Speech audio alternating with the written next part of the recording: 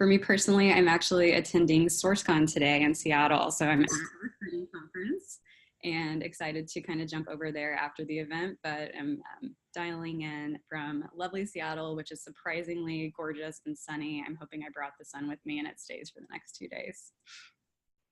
Looks like we have a few people calling in from California as well. Indianapolis and Santa Barbara. Welcome, Rena and Kevin. Lots of SoCal actually today. And Annette from London. Awesome. Thank you for staying up late or later to be with us. I'm also going to drop in a few quick resources right now. We're going to talk about a lot of amazing employer branding tools today. We have our awesome group of panelists. But in the meantime, I've just added 2 quick links. One is actually an ebook from Blueboard and another one from Hired, both really dedicated to how you can level up your employer brand. So feel free to grab a copy of both of those right now if you want to read those after the event. Oh no, someone's getting rain in Palm Springs. David, I'm actually traveling there next week, so hopefully that clears up. Wonderful. All right, we've got a few more people joining, but we'll go ahead and dive in since we're at 10:30 here Pacific time. I'm Morgan Cheney, and I'm so happy to welcome everyone to our webinar today, where we're going to be talking about all things employer brand. We have an amazing panel of people joining us today from all different aspects of the employer branding space, starting with Colleen Finnegan, who's Senior Manager of Employer Brand and Recruitment Marketing at Instacart. Welcome, Colleen. We have Viet Nguyen, who is the Head of Technical Recruiting at One Medical. Welcome, Viet. We have Tessa Lawler, who's running corporate communications over at McKesson. Welcome, Tessa. And then Sammy Reardon, who's actually joining Viet from One Medical, but she's on the clinical side, heading up recruiting over there, bringing their doctors into the team. So loving that change. We'll get to see both sides of the recruiting landscape at One Medical. Huge welcome to all our panelists, a very stacked panel. We were super happy with everyone who is joining today, and I'm excited to dive into the questions here in just a little bit. A few quick housekeeping things before we go forward. Just with regards to audio and video, if you have any concerns or questions for how to get in touch with us along the way, please use the chat. A lot of you guys are chatting in now of where you're joining from, so please use that if you have any needs related to audio or video at any point during the conference today. We are recording this, so if you do have to drop off early, we'll be sharing a full recording and recap actually tomorrow. So whether you join or had to miss, you'll be getting that in your inbox and you'll be able to watch the full item. We will be sharing the SHRM PDC code at the end of the event. That's only available for those who do attend, so please stick around for that. And other than that, please use the Q&A tool, which you'll see in the black bar across your Zoom toolbox, to ask questions for our panelists. We gathered a ton of awesome questions that we're going to be seeding throughout the conversation today to drive all of your desires around employer branding, but we will have time at the end for live Q&A, so feel free to add questions to that section or to the chat throughout, and we'll make sure that we get to those and have the panelists address those questions as we go through. There's a question about the PDC code, Caroline. That's just for SHRM, so not HCI, unfortunately. So great, let's jump into it. We will go ahead and roll through the agenda. We're first going to talk through why your employer brand matters, especially for recruiting and retention in today's landscape. The second is really what top talent looks for in a strong employer brand, and we'll be sharing some new learnings from Hired's employer branding report. And then from there, I'm really turning it over to the panelists to walk through ways that they've creatively showcased bringing their own brands to life. So the assets and tools and organizational structure that they use to really amplify employer brand at their own companies. And then, as I mentioned, we will have time for live Q&A at the end. So let's jump into it. First and foremost, thinking about why brand matters and why it's such a crucial element of your recruiting strategy. A few stats that we were looking through just in preparation for today's event. First and foremost, the fact that employer brand is very real. And it's kind of a funny thing that people are looking for you before you even know that they are. And they have a lot of time and resources now to form opinions of your brand before they ever reach out. And you have the opportunity as a company to change that opinion. So when we look at the data with regards to utilization, 78% of candidates do look at a company's reputation before applying for a job. So that could be on sites like Glassdoor, LinkedIn, Indeed, that are much more public facing, but also new tools like Blind that you may be familiar with, where it's more of an anonymous, a little bit sometimes more negative environment, where people are able to hash out their opinions and concerns for your company. Definitely those are very valuable, and now 78% of candidates are utilizing those as a crucial tool for forming those opinions. Additionally, social media. So almost 80% of candidates are using social media to also fuel those opinions and really get a taste of your culture. So having a social media presence becomes even more important, and we'll talk about a little bit more of how you can tactically approach social media in the coming slides.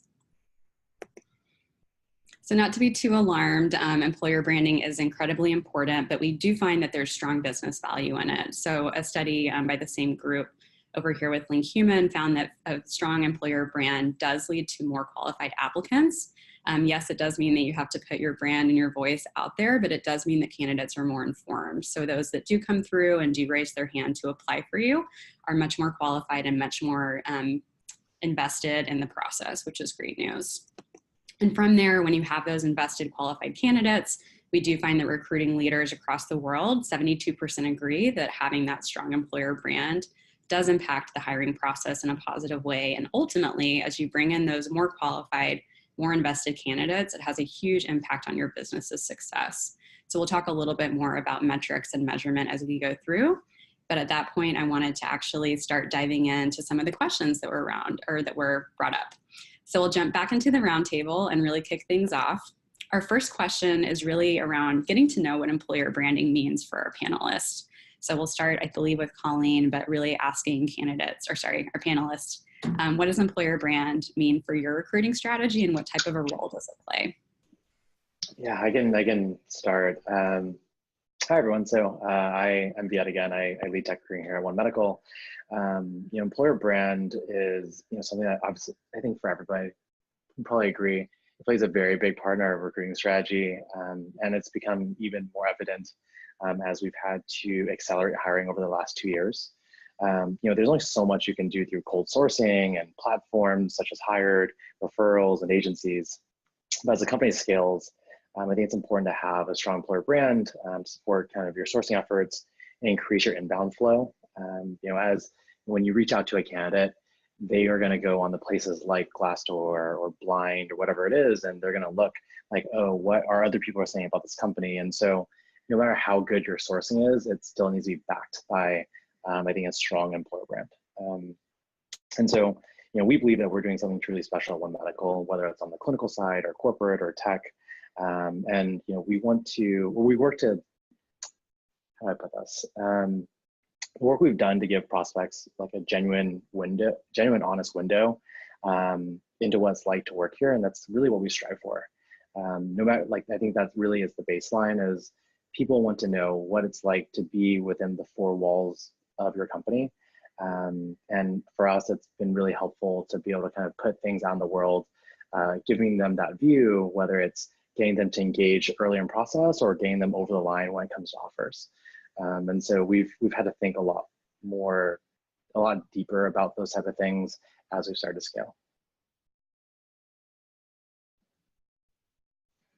All right, very cool. Thank you. Next question, moving into it, what resources is your company investing in to build a more valuable employer brand? That might be the people you're hiring, the way that you're structuring the team, or the tools that you're using.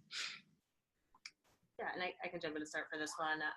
So at Instacart, this is my third week here, and my boss came on about 2 months ago. So for us, really the biggest investment from Instacart at this point is hiring this team to do this work.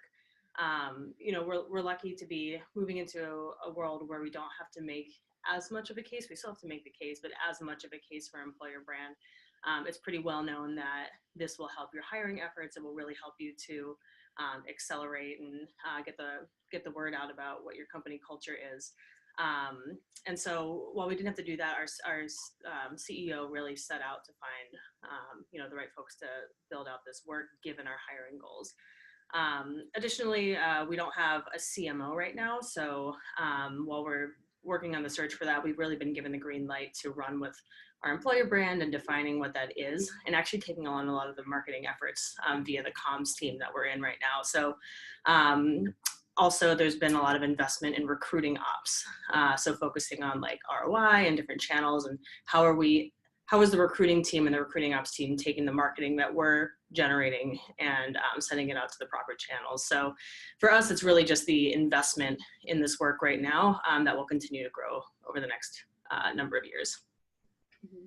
And it's such a cool time for you to be joining. Like you said, the team is really forming and it's getting a lot of support from leadership, and you're reuniting with an old coworker, I believe, too, Colleen. So very cool time for you. Colleen, I guess I have one question for you, kind of as a follow-up. Let's say if someone's building out a talent marketing function, or kind of it's their first time in this function, like what's the first thing that you would suggest them doing? I guess like on kind of day and week one. I think seeing what resources you have and what resources are available.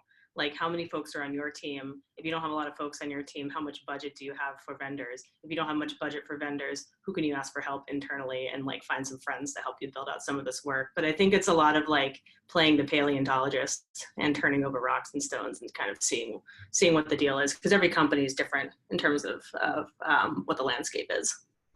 Cool. That makes sense. Wonderful. Thank you, guys. All right, so jumping ahead, a little bit of a deep dive into or under the hood of your guys' own organizations. How would you say that employer branding is currently structured when you think about the overarching talent team or recruiting team? Is that a specific role that's owned by a group, or is it kind of blended across the different teammates in the talent organization? I'll pivot off the last question I answered, and then I'll let the rest of the group jump in, because it's, I think, different for all of us. But we're under the comms team at Instacart. In previous roles, I've been under talent acquisition or under HR generally.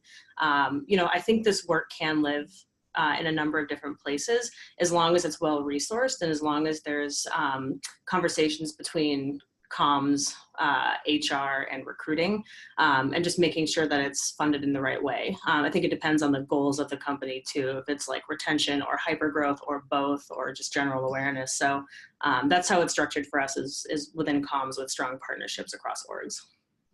Would you say your focus right now is more hypergrowth or retention, or knowing the goals kind of align with how that's structured? What would you say your guys' biggest focus is specifically at Instacart? We're growing really quickly, and we're sort of building the plane as it's flying. So I think external awareness about what it's like to work at Instacart, but then also really partnering with recruiting, like they kind of go in tandem. And then also our team handles employee engagement and employee programming as well. So building out the employee programs that then become the employer brand that our recruiters then talk about to recruits. Awesome. Yeah, that's, I'll jump in. That's actually exactly how we're organized as well at McKesson, although it kind of grew organically from this really high volume hiring initiative that we have, and that our organization has actually gone through a lot of structural change, which meant that the TA team was really overwhelmed a little bit with, trying to get the word out there and trying to fill those seats. And so they needed a little bit of extra muscle in building out some marketing campaigns and getting some assets, some branded assets that tell a cohesive, consistent employer brand story across the channels. And so that's where we actually didn't have an employer brand team, and we still don't, but we just have a large corporate communications team. And so that's where we were able to kind of partner with TA and say, okay, we're going to help you with this.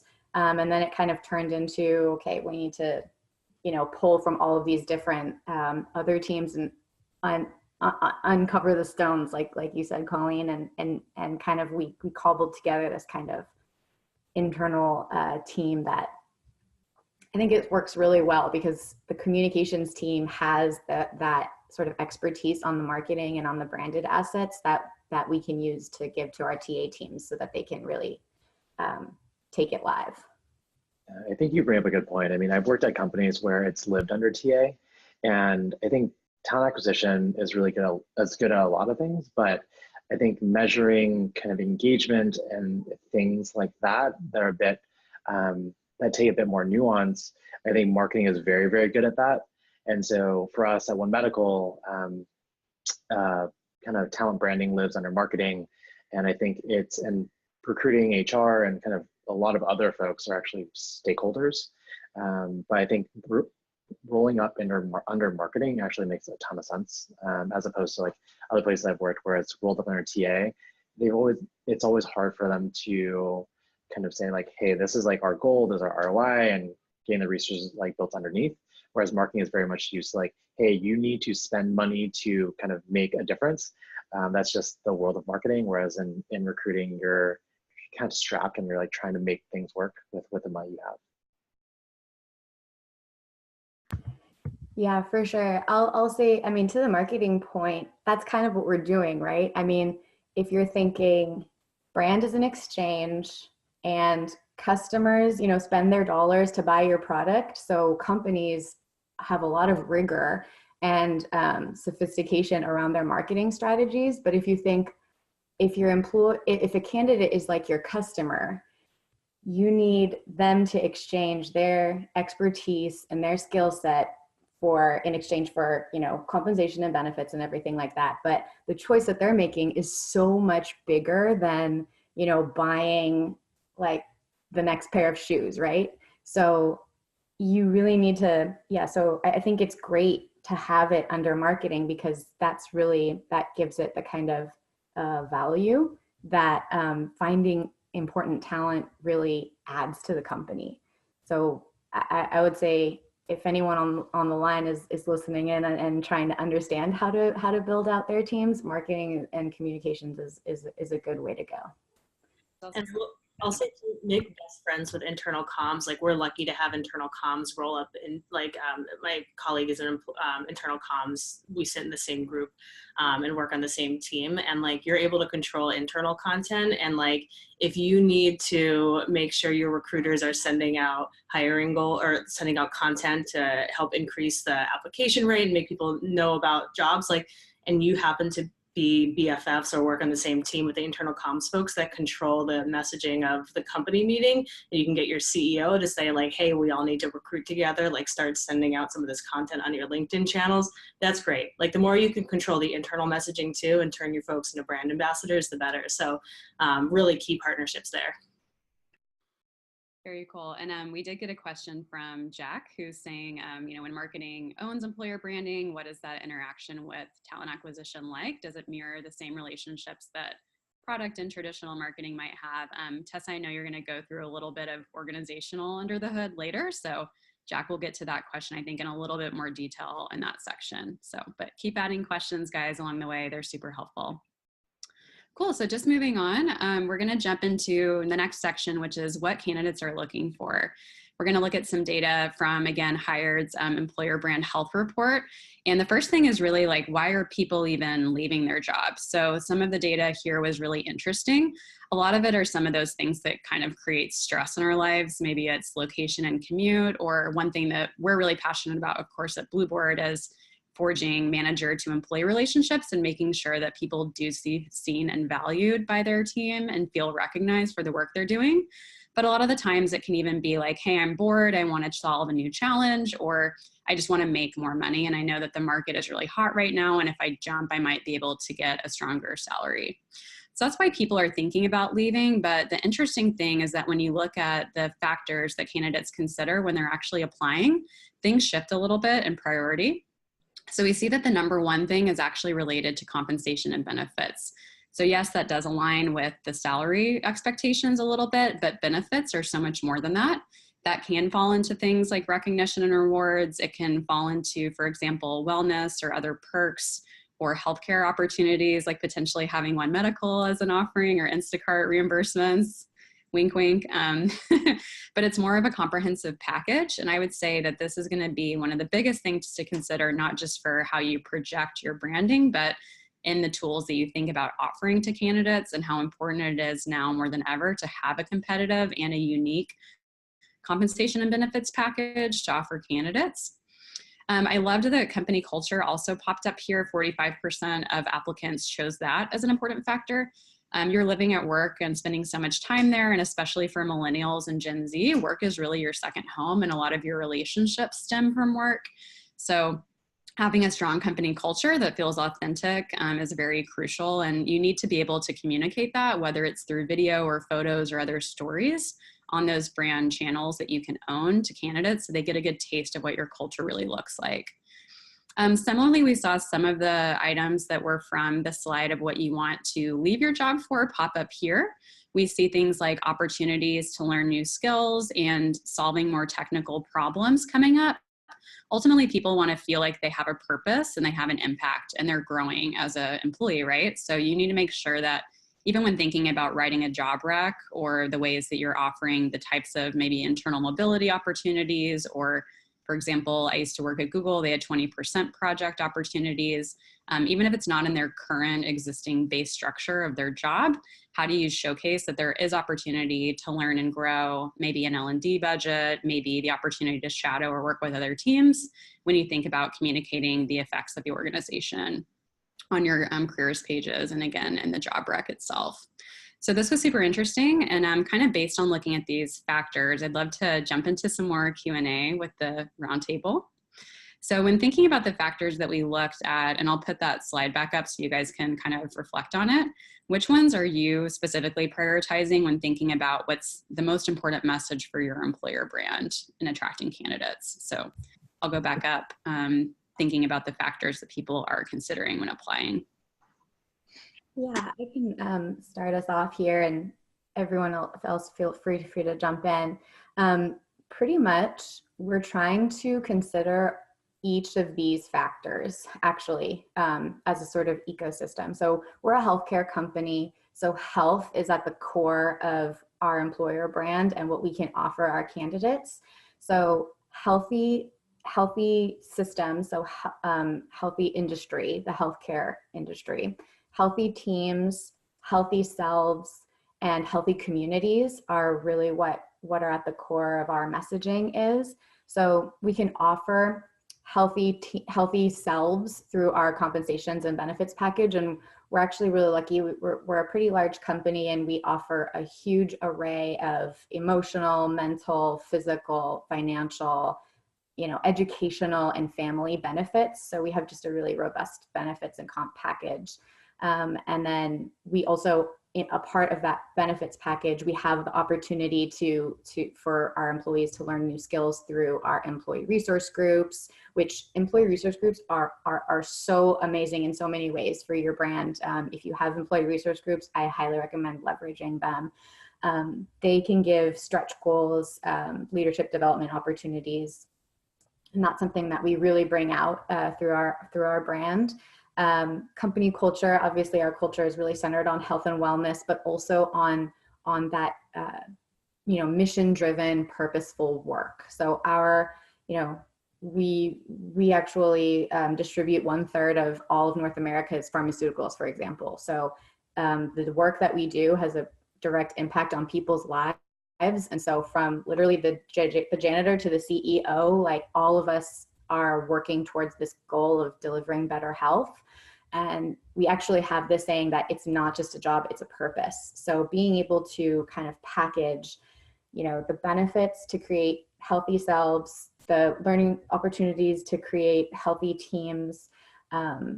We also have a really robust volunteering and philanthropy program. We have a foundation that has an array of programs that match gifts.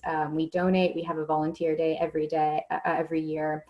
So volunteering and philanthropy and community outreach is also a really big part of our company culture to create those healthy communities. So that's something that we kind of try and tag all of them by having health at the center. Yeah, and I would say sort of in our world at One Medical, comp and benefits, while are very competitive, are not something that we necessarily have or sort of stress or highlight. And so our focus areas, I know, are really on the company culture, learning new skills, and the challenging technical skills and something that a lot of people don't really know about One Medical, and I know via Kaneko, this is like, we're also a tech company too. And so we've had to really, and even sort of for our doctors we hire, that's really appealing to them too, because our doctors are wanting to be a part of something bigger than just sort of clocking in and clocking out every day, seeing patients, and they want to feel connected. And so the things that we really, Tessa, I love the point that you just made about like you're providing purpose is something that I think we do a really good job here at One Medical, and emphasizing to our employee brand and our employee value proposition is really highlighting like, you're not just a cog in the wheel.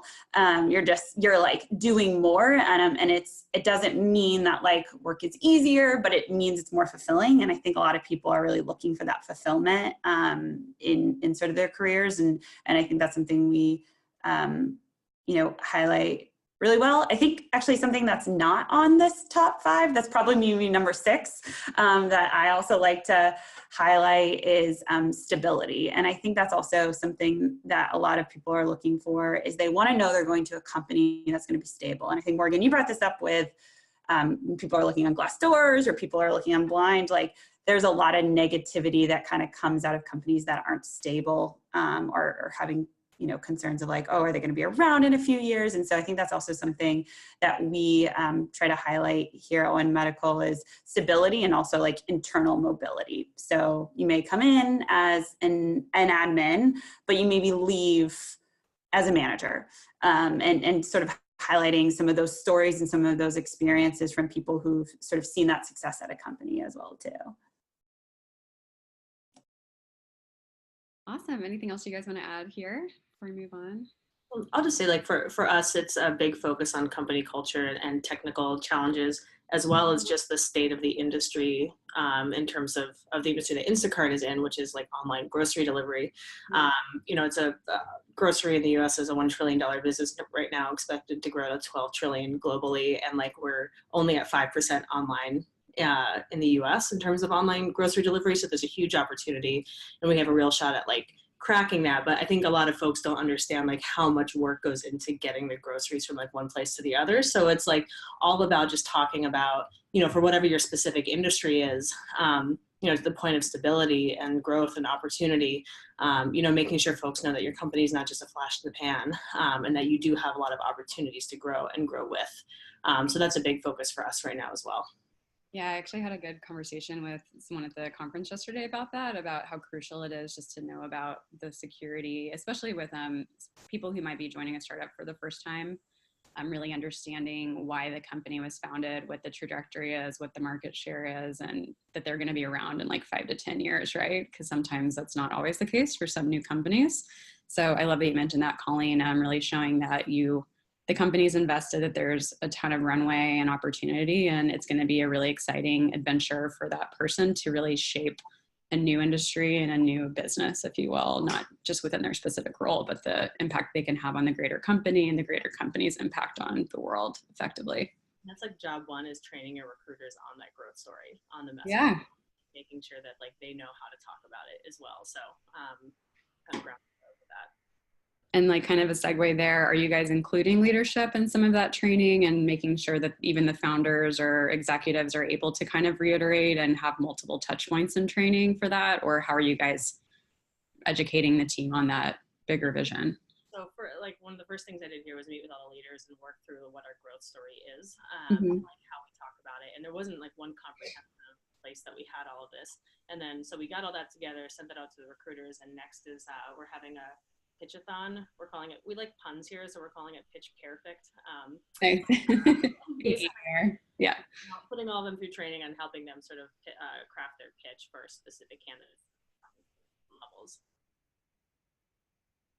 Yeah, I love that. At Blueboard, for all new hires during onboarding, day one, they have a founders overview. So our founders will switch off, but between the two of them, they're giving them like the whole, like how we started it. What was it like when we were just 2 people? Why are we investing in recognition? Like, what does that piece of the pie look like? Ours is like a $50 billion market, for example. It's also very large. So yeah, very exciting to talk about and to inject that not just in the pitch, but also like the recruiting and onboarding process as well, to remind people like why they're there and what impact they'll be able to have as they start. Very cool. All right, so let's jump back into it. So we talked about candidate factors. Next up is really the question of employee value proposition. This has been something that's come up in a lot of conversations I've had recently. Would love to hear from those of you guys who have one developed. What is it, and how did you kind of go about the process of designing that proposition? Yeah, I can start. Actually, I'll probably answer the second question first, and I'll go off on how we actually developed ours, because I think it was interesting. And for a lot of teams that I know this is a question coming up probably later, but we actually have a really small budget, and so we didn't have a whole team. And so actually how we developed our value proposition was actually pretty low budget in my mind. And something we realized, as I mentioned, I had a kind of clinical recruiting. So on the clinical side of the house, we recognize that a lot of people know One Medical for convenience. And sometimes that's misinterpreted a lot by the doctors who are actually seeking us out. They don't want to just go to a boutique service or concierge-esque practice. And so what we wanted to give shed more light on was all the other things that people don't see that happen sort of day to day. And so we implemented an employee, we called it a mini brand camp. And so what we did was we took about 7 of our providers, and 6 who actually worked for us, one provider who actually turned us down, who didn't take the job with us. And we went through and we actually recorded them on Zoom. We asked them a series of questions of like, why did you choose One Medical, or why didn't you choose One Medical? What are the things about practicing here at One Medical as a doctor that is so different and that you can't recreate elsewhere? And then, what do you tell your friends and family about One Medical? And they're like, why did you pick One Medical? So we recorded a bunch of those videos, and then our recruiting team sort of worked with our marketing team on this to come up with like, what were the themes, what were sort of the pillars that came up? And actually it was really neat to see the 3 things that just like were very evident among those 7 interviews were that, One Medical, we never stop growing. So our providers, our learning and development is a huge thing. And so really emphasizing the learning and development component. We work with the best and brightest. So the colleagues, the collegial aspect, and then our providers, and I use providers interchangeably with doctors. So our doctors really feel strongly that they can really focus on the work that matters, meaning that we're able to leverage a lot of our technology and things to sort of offload the non-fun work to really focus on like the actual delivery of patient care. And so that's sort of how we collaborated with, our marketing team, recruiting, and our actual doctors in the field to sort of develop and form our value proposition for them.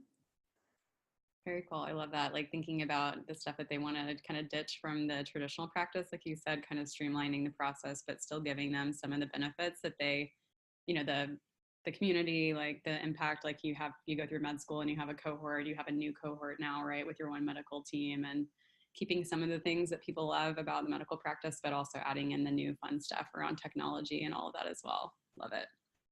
Yeah, and I would probably add to that is, obviously within a company, you have many different employee groups, and every employee group has a different value proposition. Frankly, every person at the company has a different value proposition. When I had joined, like Sammy said, a lot of people view us as a kind of convenient healthcare, or at the very least healthcare, and technology is somewhat of an afterthought. And so for me, one of the biggest things I had to do when I had joined was really try to hone in on exactly what our employee value proposition is for engineers. And so what I ended up doing was I had coffee with pretty much every engineer we had at the company. I'd asked kind of similar questions that Sammy had asked, and really tried to distill it down to kind of things that really make us unique. Because when you go and talk to candidates, sometimes like things that come out are like, oh, we have a great company culture, or, you'll work on hard problems here. But the thing is, those are things that everybody is saying. And so what can you actually try to pick out that truly makes you unique, or makes the opportunity unique? And so I think what we came down to or what we tell candidates is, by coming to work here, you get to work directly with doctors, build software for doctors to enable them to provide world-class care, and you have a material, you have the opportunity to make a material difference in the future of healthcare and how we care for patients. And that's something that nobody else, like not nobody, but not a lot of people can say, whereas like everyone can say we have a great company culture. And so really trying to like pick out the one or two things that make you unique, and then developing kind of marketing and kind of communications around that. Yeah, and like we were talking about earlier, the impact is important. So when you're like saying words like you will make a material difference, like not just on the patients that you affect, but also on this entire ecosystem by being part of this technology in this community is huge and very attractive to people who are wanting to make a difference beyond the current scope of their role. So thank you. Anyone else want to add to this one? Otherwise, we'll jump ahead. I had a quick question for Sammy or Viet, because I think you guys are in such an interesting space with the intersection of tech and healthcare, which are just two worlds that are totally busting up and changing. Do you guys, how do you insert your executive team, or do you insert your executive team on thought leadership to comment to the changes that both industries are going through right now? Yeah, it's huge. I mean, Kimber, our CTO, she does a lot of speaking engagements to kind of talk about the intersection between healthcare and technology. And the thing is, a lot of people talk about how One Medical is healthcare, One Medical is technology. Like, why can't we be both? Like, why can't we, provide great patient care while building great software to then enable that patient care? But Kimber does a lot of thought leadership, and then it's also really important. Whenever I hear our CEO speak, I'm always listening. Is he kind of covering all bases? Is he covering us as a healthcare company as well as a technology company, and kind of everything in between? And so, to answer your question, Tess, I mean, it plays a really, really big part in I think continuing to kind of relay that consistent message in the market. Yeah, that's awesome. All right. Yeah, and I'm just going to add to that, Tessa, too, like as a part of our pitch, because like Colleen, I love how you brought up like the pitch too in our world. So we are actually founded by an internal medicine doctor who actually happened to be a coder as well too. So it's actually been part of our DNA from the very beginning that there is sort of this fusion of like healthcare and tech. And I think it's keeping that narrative alive and keeping that storytelling of like his story, and Morgan, you kind of mentioned on this too, of like sharing that narrative of like why the company actually formed and developed, and like keeping that top of mind. Nice. Thanks, guys. All right, we're going to jump into the fun part. This is going to be more of the creative showcase. So, and actually someone had just written it on the chat, what are some tactics that I can do to bring my employer brand to life? Well, guess what? I think this is an anonymous attendee, but for the person who asked that, this is the time. So what we're going to do is actually go around the horn. We're going to start with Colleen, and she's going to walk through some of the cool things that she's introducing at Instacart. So we'll jump into that now, and then we'll hear from a few different people showing off some of the cool ways that they're bringing the brand to life and talking about some of the wins they've seen so far. So Colleen, feel free to take it away. Yeah, so y'all, like I said, this is week 3. So we're hitting the ground running with a lot of the work over here. So first step for us was getting a photo bank that we can use across all of our channels of what life is like at Instacart. So we have this huge sort of treasure trove of photos that are in line with, how we want to be talking about ourselves externally. Similar color schemes. We really focus on food, family, nourishment. We're big. I don't want to say foodies over here because we're not like elitist about food. We're big eaters. So like anything that's food related, we like to talk about. We're pretty into puns. So we have programmings called like Penne for Your Thoughts, or Let Us Chat, and a lot of different things like that we end up getting photos from. So you see one of our LinkedIn posts was with Valerie Jarrett, who's an advisor to Obama. She came in for Women's History Month for a conversation, which we then put on our social channels. We have a photo from our International Hot Sauce Day, where we got to see like the rankings of different hot sauces by market. and have our employees do a taste test. We love little logos. So we have logos for all of our different series, and definitely make sure to promote that. Taste of Instacart is, I think someone asked, I can't quite see something about a photo release form. Yes. So we bake that into our employee onboarding, and then we just make sure to gut check with them via email to make sure that it's okay. Because even though we do have the rights to use their photos, we want to make sure that they're like also okay with us using your photos. So good to be safe and sorry with that. And a sort of rule of thumb is if an employee leaves a company, if they didn't leave on bad terms, and you know, it's still a great photo, and you know, I don't think you need to take down a photo of an employee when they leave a company. So I know that question might get asked later.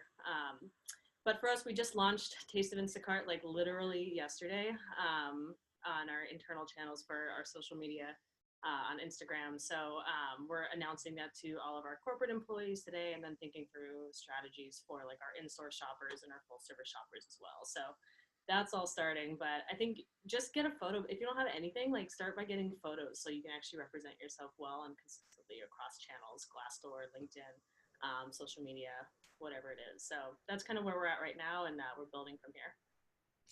And a quick question just on the photos. Colleen, do you have a team that's kind of dedicated to photography so that you can have a similar aesthetic, or are you also welcoming like employee crowdsourced photos? And if so, how do you gather those specifically from employees themselves? Depends on the channel. We're launching with some of the photos that we took internally. Like we had a couple pre-populated photos on our Taste of Instacart Instagram. But then it'll be primarily photos that are submitted to us via Slack from employees around all of our offices. And then we'll select a couple of the photos that we can then share out. We want to make sure that we're using employee photos as well.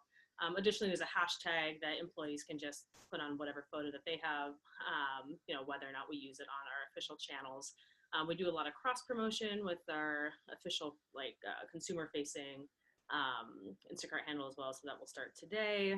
And yeah, I think it really depends on the platform. Like we're not going to use employee generated photos probably on Glassdoor or like on our LinkedIn official like photos when people can sort of scroll through the carousel.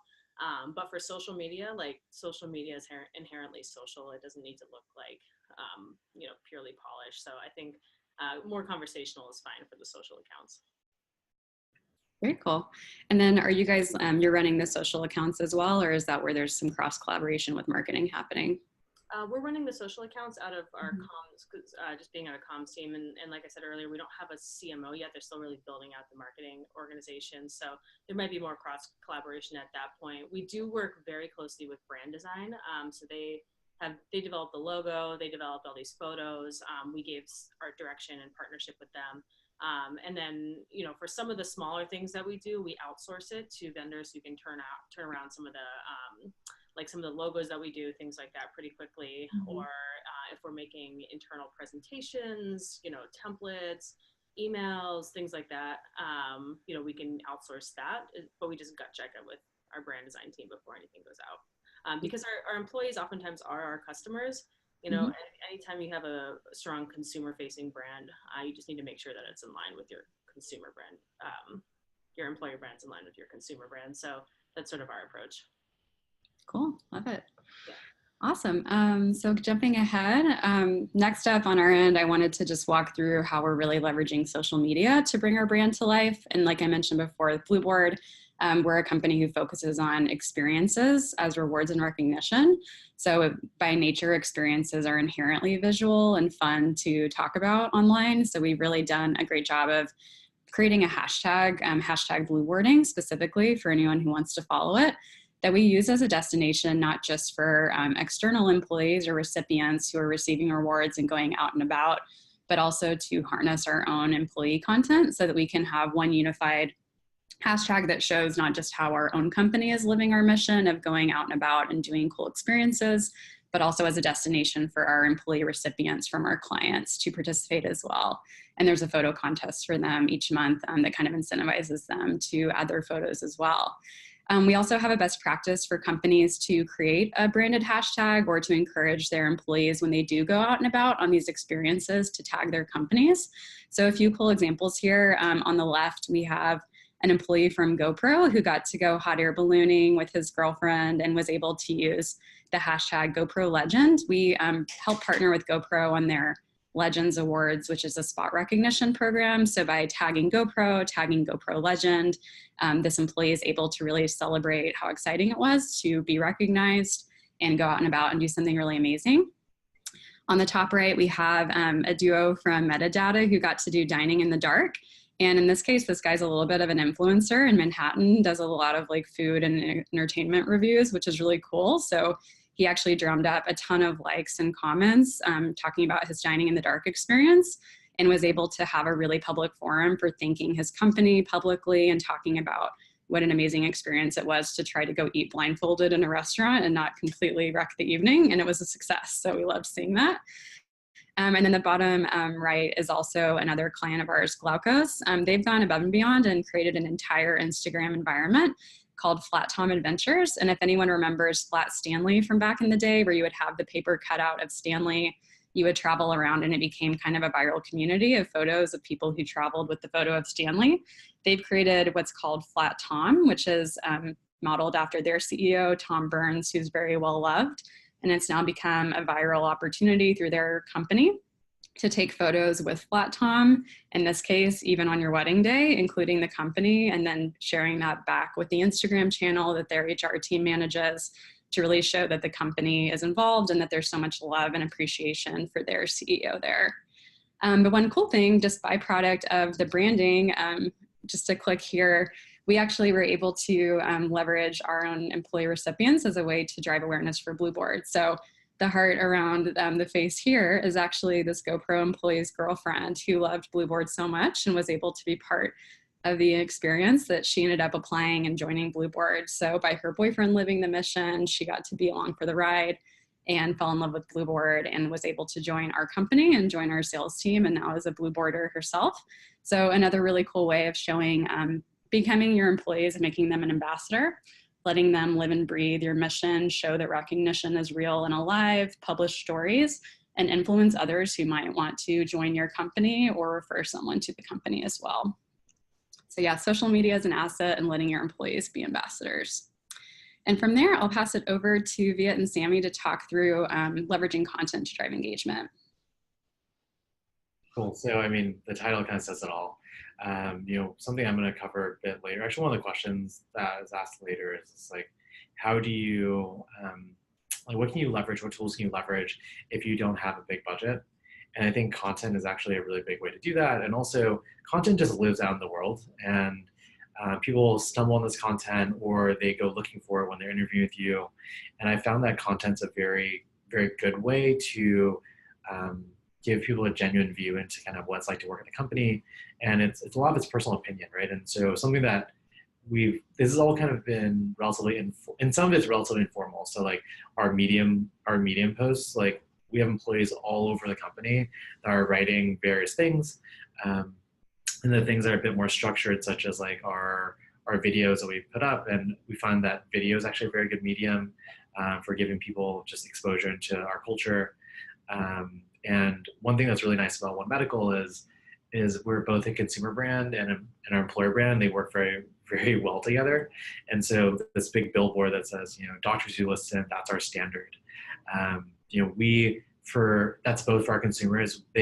They want to know that they're going to be seeing doctors and providers who are going to care about them. And also doctors who are like, hey, I want to work somewhere where I can actually practice care how I was taught to practice care and actually care for patients. And so in a lot of ways, our marketing to consumers plays really well into kind of, I think, marketing to prospects and candidates. I don't know if you have anything to add, Sandy.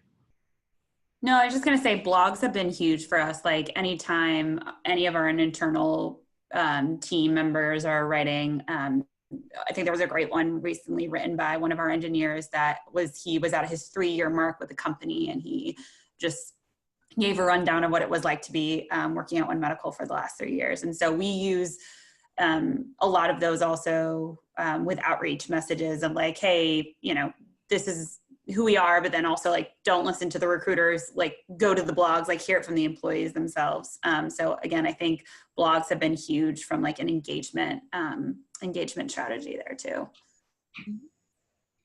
Yeah, I love it. We're leaning on hopefully having some of our own employees start to do more blogging as well. There's definitely those who are passionate writers, and it's like the more the merrier. We want to hear your voice. Yeah, it's great to get different perspectives and have that come through in a really authentic way from the employees themselves. Awesome. So moving on, next question that came through was really about cross-functional design. So we're going to pass it over to Tessa just to give a really quick view of how their teams are structured, given her role is really unique sitting on that marketing or communications team. So Tessa, feel free to walk through the kind of 4 pieces of your org. Yeah, sure. So I know Colleen and I, it seems like we have a similar structure. Like I said before, we don't really have an employer brand team at all. So it's been a kind of cross-functional partnership that our internal team has really gone out to the different internal teams in order to first build our storytelling. So since I'm just one person, I want to be able to source all of the stories from all of these different teams. So like PR, HR and benefits, diversity, inclusion, employee resource groups, they help kind of bring to light the stories that we can tell. And then I go to the graphics design team or the brand team, or even our web team, including SEO and UX, to get that asset design down. And then when we go to market with all the collateral, really lockstep with the talent operations team, so that I know that I'm fulfilling their needs. Like if there's a big hiring, a big hiring campaign, making sure that they have all of their objectives met and that I'm creating assets that meet their objectives. Being in line with our digital marketing team, like we were talking about before, and even our web team, if we need some assets going out on our careers page. And then of course, to collect the metrics, which I'll talk about in a little bit, which is a huge piece. Again, lockstep with talent operations team to just make sure that, the markets or the marketing campaigns are performing as they should be. The web team helps me on the Google Analytics side to see traffic from our careers page. And then all of our digital platform partners, like if you partner with Glassdoor or LinkedIn or the Muse or whoever, they usually have their own data and analytics that you can go in and kind of self-serve and be able to pull data from the campaigns that you have through their platform. Great. So segueing into that, a big question that's come through and actually just now on chat as well is just really how are you measuring the success of your efforts? We're going to let Tessa drive again for a little bit because she has a pretty cool case study to walk through, but then I definitely want to close out with the rest of the group sharing a little bit about how they're looking at success as well. So Tessa, back to you. Yeah, sure. So it's a multi-step process, first of all, and cross-functionality is definitely important, but I'm going to preface this by saying that we have no team, no employer branding team, and that means no budget. So all of this is purely organic, and if you don't have an employer branding team, don't worry, because you too can help build out the benchmarking success for this objective. So the first thing to do is define your employer brand story. So a lot of people a lot of the difficulty around measuring the impact of employer branding or of company culture is that it's so soft and nebulous that it's hard to measure the impact that culture has. So the first thing you have to do is define what the story is that you're going to tell. So our story, our pillars are, shaping the future of healthcare, health and wellness, corporate citizenship, and inclusion, diversity, and culture. So that's kind of the story that we're telling holistically and consistently across all of our channels.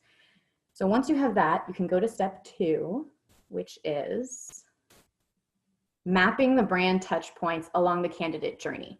So it's kind of an intense slide, but basically in order for you to accurately define where your employer brand story is showing up is really kind of understand the candidate journey that your candidates are taking, and then where your story is showing up to them in that moment.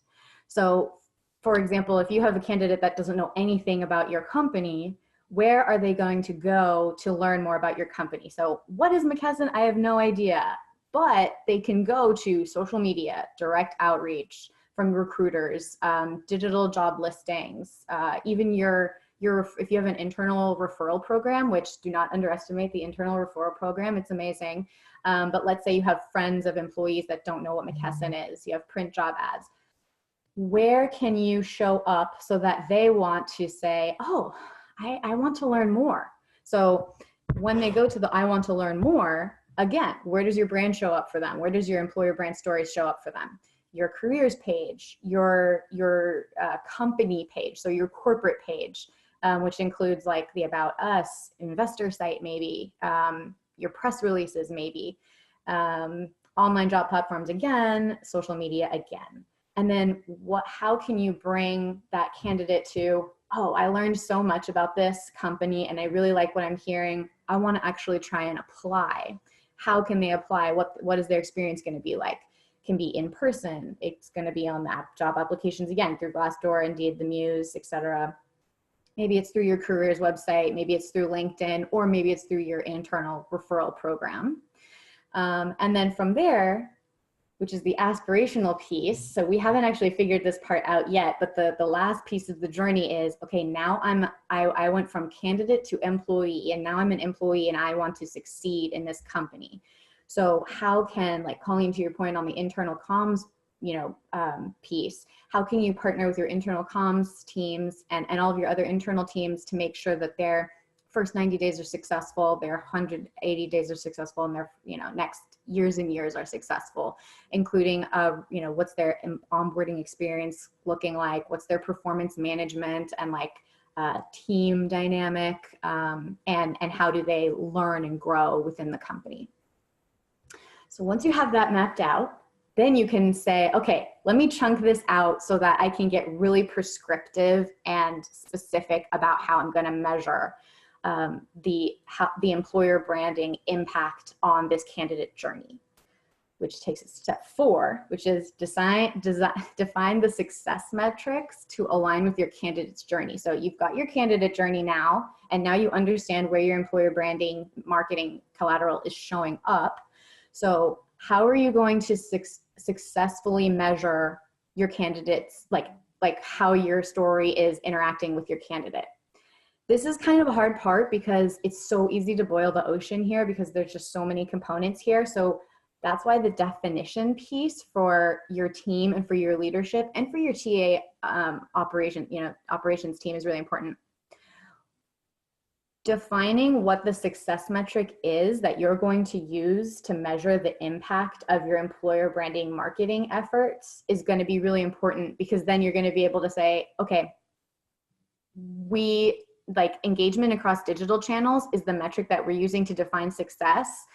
Now I know how to track it. So without defining what the metric is going to be, it's difficult to track it and then show how it's succeeding. So something with your, helping your teams decide and define what the success metric is going to help you define how you're going to track it. So we've got first brand touch point. How are we going to track how candidates are interacting with our brand? Engagement across digital channels. How do we track that? UTM coded call to actions are really important. The next thing is, okay, now I want to learn more. So how can we take what is McKesson, what is your brand, to I want to learn more? That's the click-through rate. So the click-through rate is going to be the way that you measure the success of taking your candidate journey from here to here. We measure that on social media. We measure that through Spreadfast, which is a tool we use to publish our social media. We use Google Analytics, and we use whatever platform metrics there are. So any Glassdoor, Muse platform, metrics that they have to share. Then how can you take, okay, the third piece, which is the third part of the journey. Now I know what I like. Now I'm trying to apply here. So what's the click-through rate from your careers page to the work, to whatever your ATS is? And that's through Google Analytics. We have Google Analytics on our careers page. And that's how we used to measure that. And then of course the internal aspirational piece is, now I want to succeed. We have a robust Workday performance management suite that is going to help us define how people are learning and growing within our company, but aspirational, and we're totally not there yet. So if click-through rate is really important, now what we have to do is step 5. We have to, and Tessa, just sorry to be mindful of time. I want to just jump to 2 quick things, and then we can come back to this if we have a few more minutes, because we're at 11:30. So oh yes. Second, we'll come back to this because I also want to hear from everyone else on their metrics.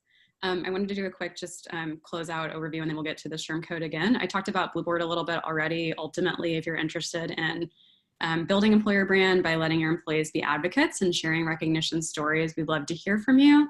And then quickly from Hired, they just launched this amazing new tool, Hired Essential, which is going to be another platform destination for you to showcase all of your culture elements, benefits, etc. for technical talent. It's going to be a really amazing resource for you.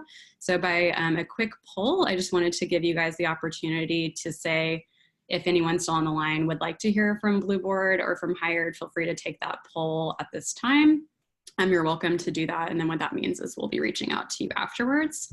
And very quickly as well, wanted to pull up the SHRM certification code just for anyone who does have to jump off, since we're at 11:30.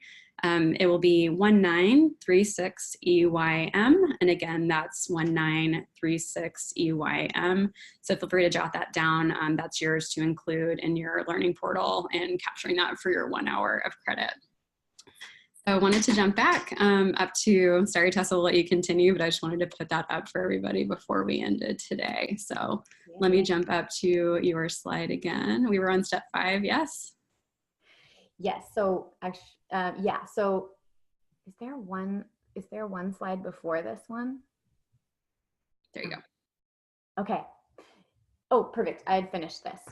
So we can go to step 5, which is the final step. Great.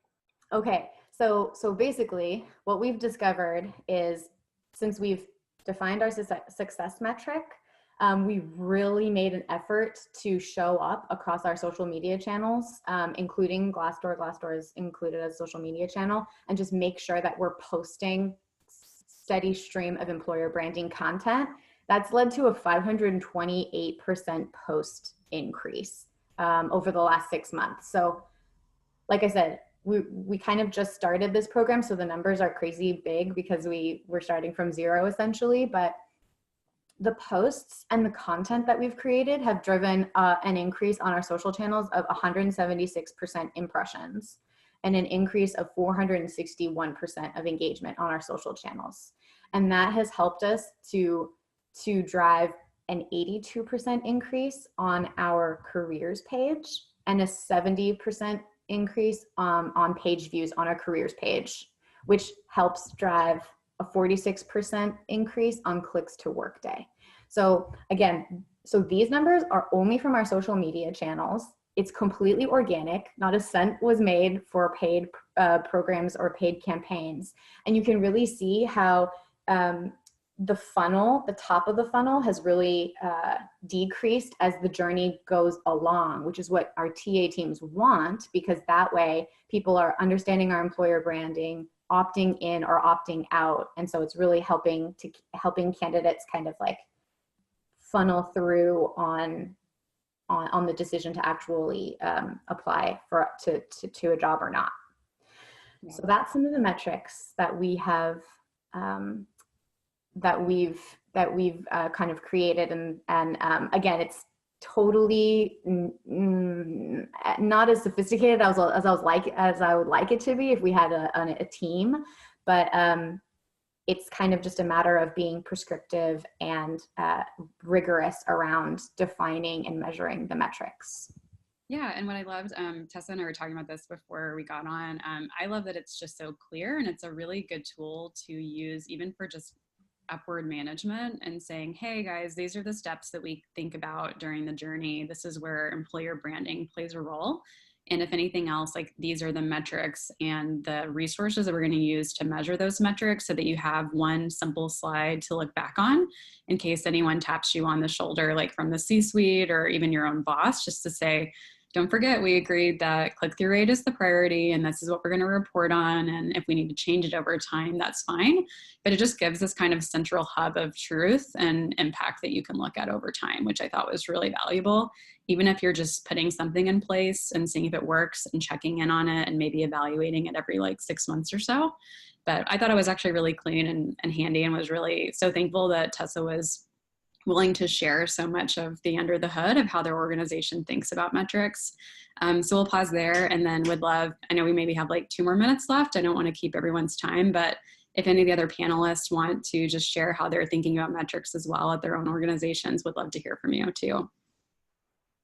Yeah, I can share on that a little bit. So very similar to Tessa, this was a lot of what I ended up tracking at my last company as well. And then where I'm at now with Instacart, we're at such a starting place that literally the things we're messaging are like, how much are we releasing right now? Like, when is the career site getting updated? When are we rebuilding that? Like, what type of internal programs do we have? It's like our success measurements are based on our release schedule and our program launch schedule. And then in the second half of the year, then we're going to start being able to measure the success of those efforts, because we can't really measure anything when we're starting from zero. We just have to be able to build that base first. And so then we're going to be able to get to the points like this also. But, I think it's important to kind of keep these in mind as you're starting to build out your strategy. Like, this is such a beautiful way that Tessa to like showcase exactly the power that these the effects that your employer brand has across social channels, and just like the amount of applications and relevant applications, qualified leads that come in through the right messaging at the right time to the right candidate is so powerful. So for us, it's like really ground zero right now.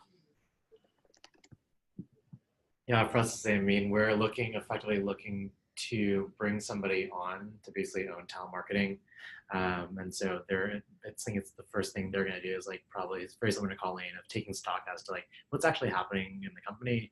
And then from there, kind of starting to build out, okay, like if our first initiative is Glassdoor, then how do we move our rating from X to X plus 5, whatever it is. And then just having very clear kind of metrics, and then how to report up.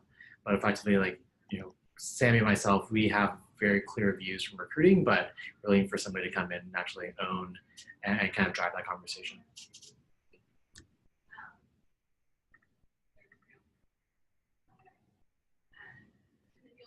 All right, wonderful. Let's just see. I think there was, I wanted to cover just one more question. Ashley had a great one about the idea of brand guidelines. Just to close this out, if anyone has any thoughts on that. Do you create brand guidelines when you're thinking about employee ambassadors? Do you think about ways of, I know we talked about having the photo library and a tool for employees to submit photos, but are you guys thinking about communicating guidelines or structure when employees are wanting to be the face of the brand? Yeah, I think for us, when we launch our internal comms about the Taste of Instacart channel, we include a lot of language around our EVP, like the focus is on food and family, and please be generous about food puns, and like all, just sort of the things that we like to really talk about with our culture here that makes it so unique. Like, it's a really fun place to work. And so I think for that, we don't want to be too prescriptive, like you can do this, you can't do that. It's kind of, we're just not going to share the post. If employees post something on their personal channels that it's just like, wow, that's a weird thing to send us, we're just not going to post it from our official channels. We'll send some loose guidelines, but we don't want to be too like, we also want them to have fun and like show their authentic selves too. And of course, like, in terms of comms training, like anything that's proprietary and confidential, like we don't want them to share either. Like if they're like, don't take a photo of your laptop with something that you're like working on, just kind of basic things. Sometimes you need to reiterate that a little bit, but we don't want to get too prescriptive about it either, and have people, put any sort of barriers between folks sending us great content. Wonderful. Well, thank you guys for staying on with us a little bit longer. There were so many great questions that came through. We'll be having more events coming up in April from both Hired and Blueboard, so feel free to stay in touch with us. If you visit our websites, we both have resources pages where we'll list open and ongoing events coming up. So with that note, huge thank you to our panelists. I love the conversation and all the data and insights that you shared. So thank you again for joining us today. And for everyone on the line as well, have a great rest of your week. And we'll be sharing the recording tomorrow if you had to drop off early. Thanks everyone, and have a great rest of your day.